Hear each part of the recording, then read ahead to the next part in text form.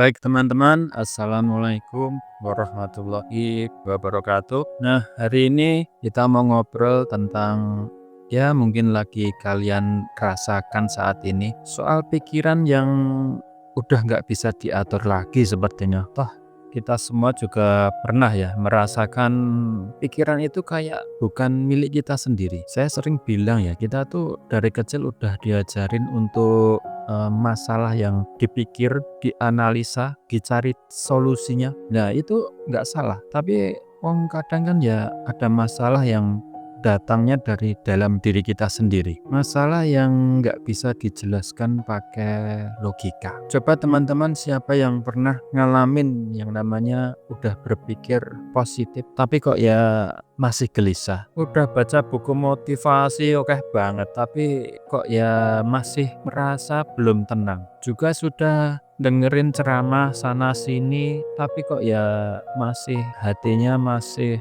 ragu. Nah, itu gimana? Ya saya mau cerita dulu ya. Dulu saya pernah ngalamin yang namanya pikiran kayak radio rusak. Tahu kan? Radio rusak kalau zaman dulu. Suaranya nggak jelas. Banyak noise, kadang nyala, kadang mati. Lawang pikiran saya dulu kayak gitu. Mau tidur malah kepikiran ini itu. Mau ngaji malah kepikiran yang aneh-aneh. Mau sholat malah bikin ribet. Terus saya pikir lah, saya kok jadi kayak gini? Apa saya ini kurang iman? Apa saya ini kurang bersyukur? Pertanyaan yang sangat wajar ya teman-teman. Tapi ternyata nggak selalu begitu. Kadangkala Allah tuh punya cara sendiri untuk ngajak kita pulang. Pulang kemana? Ya pulang ke jiwa kita sendiri. Selama ini kan kita terlalu banyak hidup di kepala. Mikir sana, mikir sini, analisis ini, analisis itu. Sampai lupa bahwa ada jiwa dalam diri kita yang butuh didengarkan. Makanya teman-teman, kalau sekarang ini pikiran kalian lagi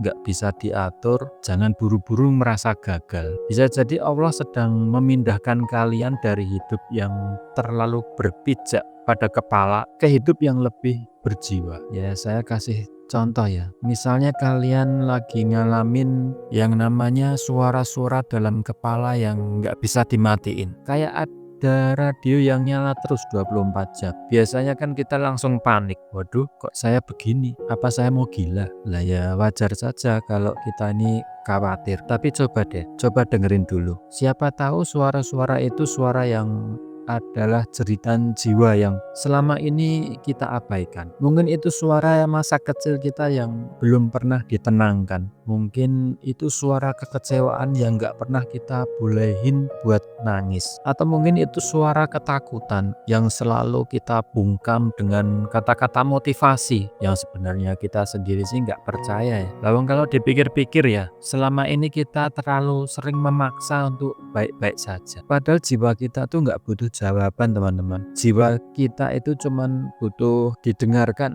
cuman butuh dipeluk, cuman butuh diakui keberadaannya. Terus bagaimana dong caranya? Nah, ini yang menarik ya. Kadangkala solusinya bukan dengan berpikir lebih keras lagi, malah sebaliknya. Solusinya dengan berhenti berpikir, berhenti ngotot pengen ngerti semua hal, berhenti maksa diri untuk punya jawaban atas semua pertanyaan. Saya dulu pernah baca kata Ibnu Athaillah As-Sakandari. Kapan Allah buka untukmu pintu pemahaman atas hikmah, maka nggak perlu kamu risau kalau kamu nggak paham logika dari kejadian. Nah, loh, gimana itu? Berarti ada hikmah yang nggak datang lewat kepala, tapi lewat hati yang tunduk. Ya coba deh teman-teman, kapan terakhir kali kalian benar-benar merindukan keheningan? Bukan sepi yang menyakitkan ya, tapi sunyi yang menyelamatkan. Kadang kalau kita terlalu banyak noise dari media sosial, noise dari pikiran sendiri, noise dari keinginan untuk selalu punya jawaban. Padahal kadangkala kekuatan itu justru datang dari keberanian untuk diam. Dari keberanian untuk bilang, ya Allah aku nggak ngerti, tapi aku percaya. Nah, itu bukan kelemahan loh teman-teman. Justru itu bentuk keimanan yang paling tinggi.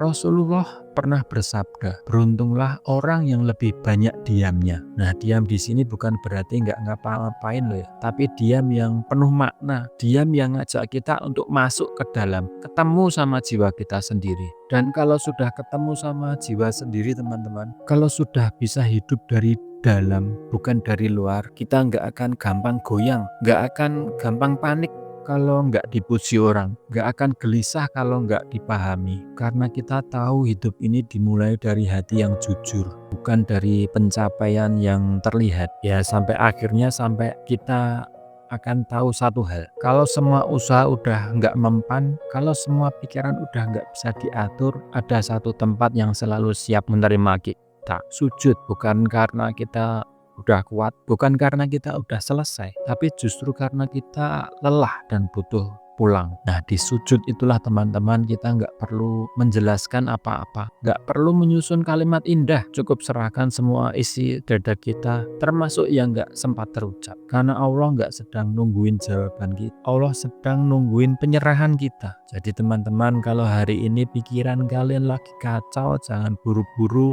nganggap itu kehancuran. Bisa jadi itu panggilan paling halus dari Allah, biar kalian nggak hidup dari kepala tapi dari jiwa, biar kalian nggak jadi manusia yang cuman pinter tapi jadi manusia yang berjiwa. Wassalamualaikum warahmatullahi wabarakatuh.